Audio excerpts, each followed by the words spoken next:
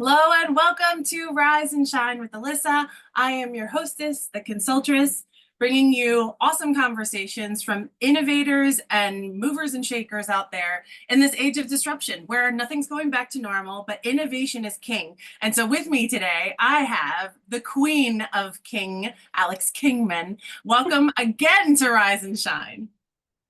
Hi, thanks so much for having me, Alyssa. Always a pleasure. Right on. So I have to brag because we met through a recommendation through a dear friend of mine, and we got to mastermind together. You've been here on this podcast with me a few times, and I get to like be a creeper and follow you on all of the social platforms and like sign up for your email list. One of the coolest things that inspired me to invite you back here was some of the newsletters you'd been sending out and some of the education you're doing. So I'll reel it all the way back just for a second. You know, you're in real estate investment. You do value add for multifamily properties, and you are the sponsor of such deals. And in order for people to invest with good sponsors, they need to know what a good sponsor looks like. You know, put on Alex Kingman's hat of a great sponsor, but also that you've been sending out information on helping people identify not just you, but other people out there in the marketplace who would qualify as good sponsors. And that just really impressed me, that you're not just reeling people in, but you're really putting some value out there in the marketplace, helping people understand how to identify someone that would be a great person to invest with. So can you share with me a little bit about your newsletter, why you do that kind of stuff, and kind of what KGI Capital is up to? Sure. So originally I started the newsletter as a way to keep in touch with people who were interested in investing. But I realized as we kind of continued down this road that a lot of people that I talked to who were interested in investing didn't know how to go about properly vetting their sponsors, even people who had been investing in a lot of different syndications. And so they were putting themselves at a lot of risk because they were kind of they felt like they kind of just had to blindly trust whatever the sponsors were telling them and just kind of hope it worked out. So I felt that they would really benefit by having actual information on how to go about vetting sponsors and to understand what it is that they're looking at when they are presented with a deal, and to be able to, for lack of a better way to say it, call bullshit on anything that that is not how it should be. You know, if the sponsors aren't aligning interests with their investors, or if they are, maybe not keeping enough reserves for the project, or maybe they haven't thought through their business plan enough. Questions that passive investors should be asking that they just don't know to ask unless they get some guidance. So that became the main focus of the newsletter, is to help passive investors become experts at that, being passive investors and doing that due diligence and knowing what to ask and what's most important.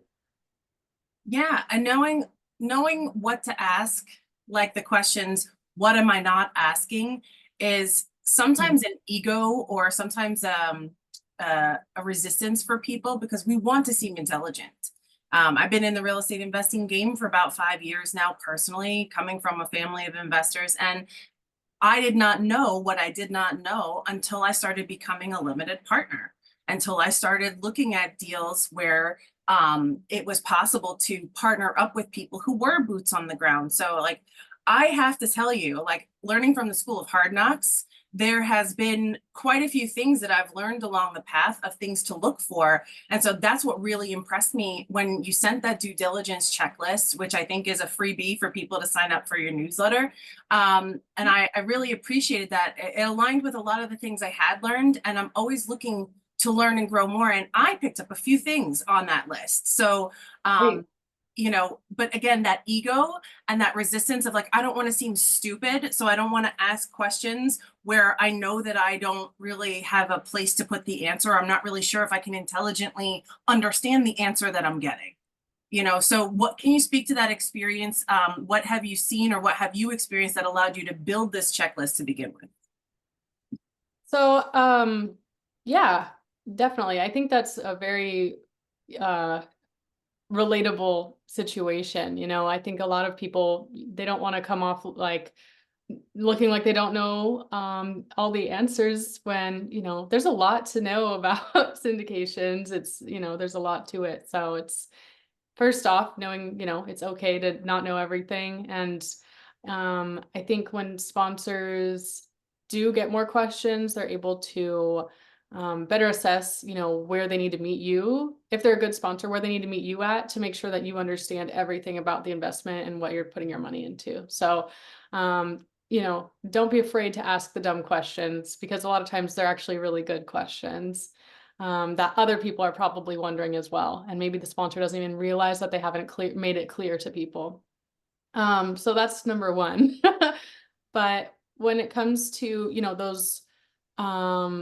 those basic, fundamentals, or those different questions, and how I kind of went about the checklist, I first started with like, okay, what are the most important things? What are the main areas that are critical to know in order to make an investment with a good sponsor? So obviously, first and foremost, well, maybe not so obvious to everyone. I've been in the space a while, so but first and foremost, they have to be a good sponsor. And so a lot of questions are all about the sponsor. You're going to dig into them a lot. You're going to do some research outside of the sponsor, outside of what they tell you. You're going to see how open they are and willing to, to answer those kinds of questions, but also to have, a background check done on them, or, just basic things for checks and balances. So I think that's the best place to start, is the sponsor. And then from there, it goes into critical aspects of the deal. And that way you're able to kind of go through it. And if there are a lot of red flags, you'll be able to see them, because you will be able to, you won't be able to necessarily like check them off on the checklist, or, you'll start seeing all of the answers adding up to one, to good things, or to not so good things, or maybe neutral things, but you'll be able to make a very informed decision by the end.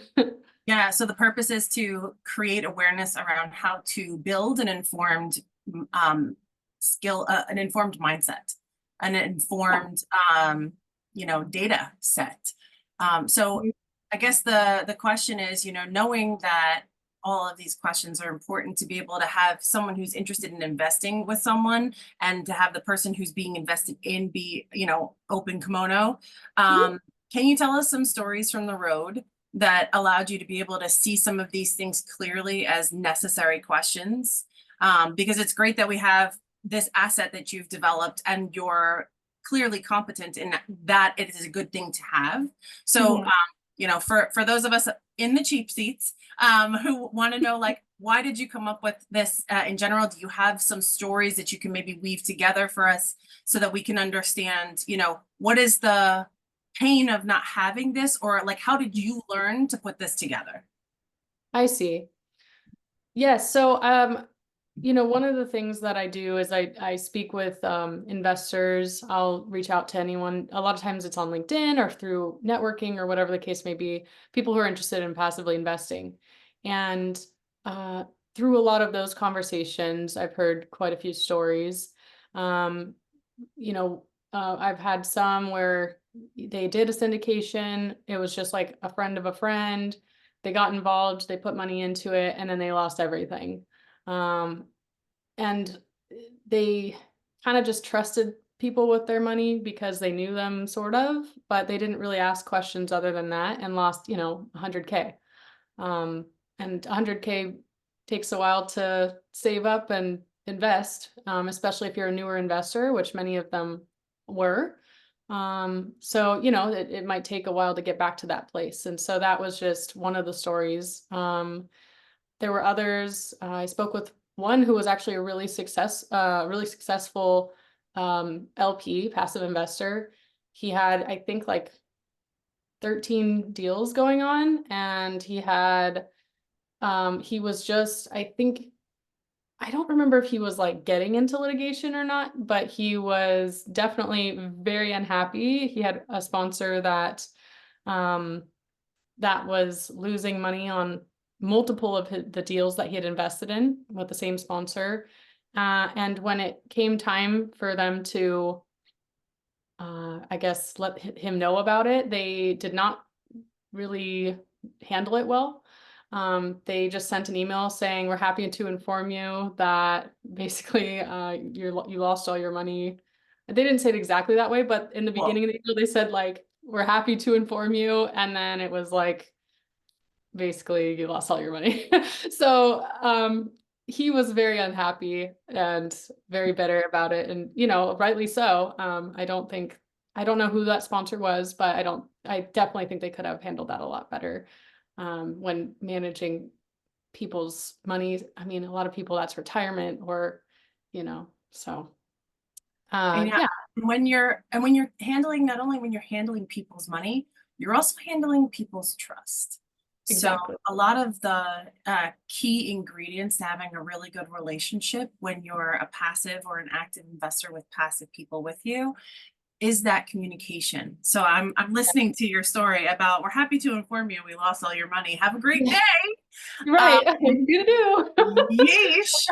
Also, whoa, like so in my experience, having a clear line of communication, regular expectation of updates, and good, bad, or ugly, having something to track along the way, has, in my experience, gone a really long way. Because when you write that $100,000 check and then you kiss it goodnight and you don't hear back for a year plus, it breeds, lack of communication breeds distrust, whether or not there's a reason for it. And Right. oftentimes we want to, err on the side of conservative and make sure that we're in front of the people who are trusting us, just to let them know we still know that they're there. We still know that we care, because people will forget what you said, they'll forget what you did, but they'll always remember how you made them feel. So when it comes to the wide world of investments, where it can be very black and white and very much, cross your T, dot your I's, and hope for the best, communication can make or break a successful endeavor in a partnership like that. Yeah, For me absolutely. personally, losing faith in the sponsor is probably the most number one easily avoidable mistake, just simply by having regular communications. Because you get ahead of that, like, I haven't heard from you. You could be off in Guam with my capital, or you could be right there diligently working, so immersed in the business that you forget to let me know how you're doing. And Mhm. either one of those things can be true, but with an open line of communication, people get to see and feel like they're in the know. And so have you found that communication leads to better deals? Like, how has that shown up for you guys in your investments?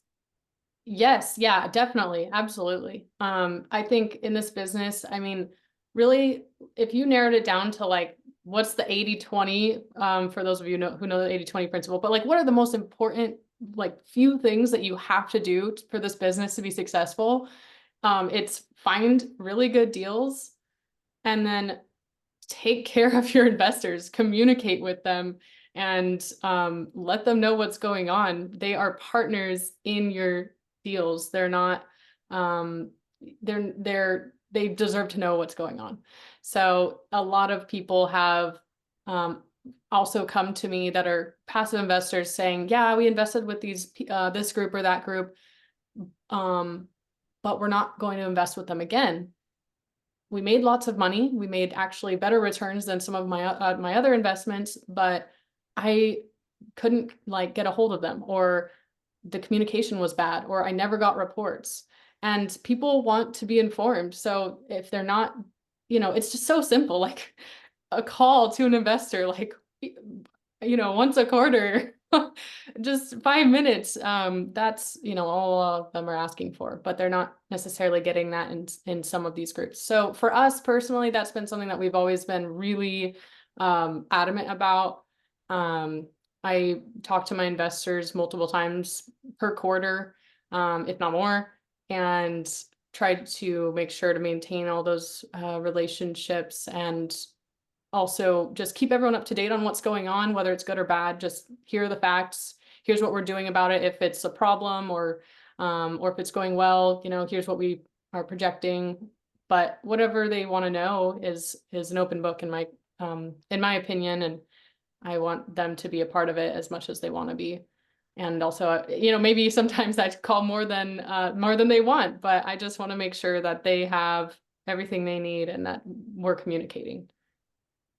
Yeah, I'm with you. And I think some of the most important things about this business is that it can be cutthroat or it can be really win-win-win across the board.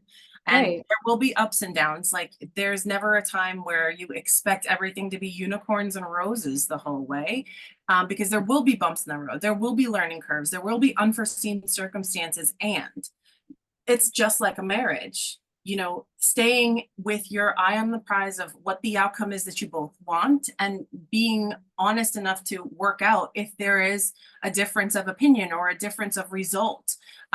Just being willing to do that puts you heads and tails above the folks who are like, here it is, get in or get out, like the old way of doing business, which is like, buyer beware, kind of as a default. I think, the world is changing. The world is changing where buyer beware is actually like, yeah, maybe I don't want to do business with you. Like you said, even though your returns are awesome.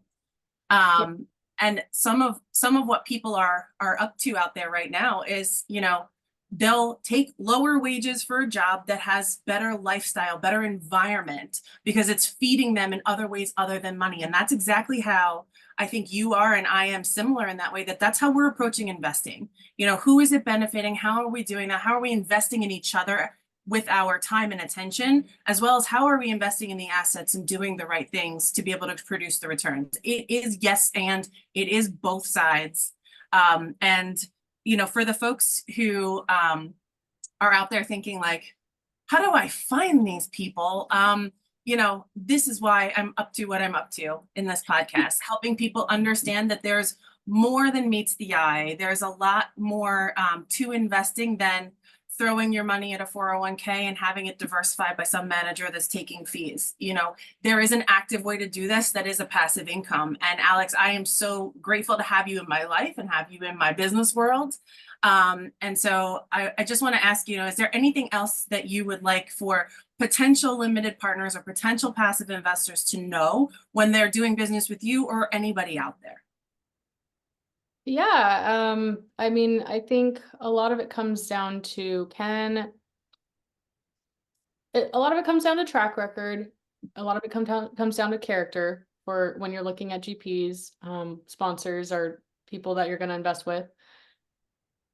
Those are all synonyms, just saying. GP, sponsor, people you're investing with. Those are all synonyms for the same entity. Yes. Alex, yeah, I just want to make sure that Alissa. anyone that doesn't understand one term understands the others. Right, right. All one type of person here. I think the other thing is, can they talk about their most challenging or failed investment, and how do they talk about it? Do they blame them? Do they blame others? Do they, do they try to kind of shirk it off? How do they talk about the investors and the money that was lost, if any, or capital calls? Why did they do those capital calls? Can they just talk about their worst, and that will show you a lot about if bad things happened, like here's how it will go. Like, did they talk to people? Did they talk to their investors? Things like that. So I think that's a good place to start, and to make sure that you can get an answer from. If they're kind of avoiding that, that's a red flag as well. Right on. So if you're vibing with this, if you have any interest in diving deeper, diving further, let us know in the comments that, hey, we want to subscribe, and let us get you in touch with myself and with Alex so that we can make sure that your head is screwed on straight and you have good education, whether or not you're investing with us or someone else. This is the next new normal for real estate investing. And I'm so glad, Alex, that there are businesses like mine and yours that are out there in the world. So until next time, friends, please tune in every single Monday at 7:30 a.m. Eastern Time at Consultress. on YouTube. I will see you next time, same bat time and same bat channel. Alex, thanks a million for coming today. Thanks so much, Alyssa. So long.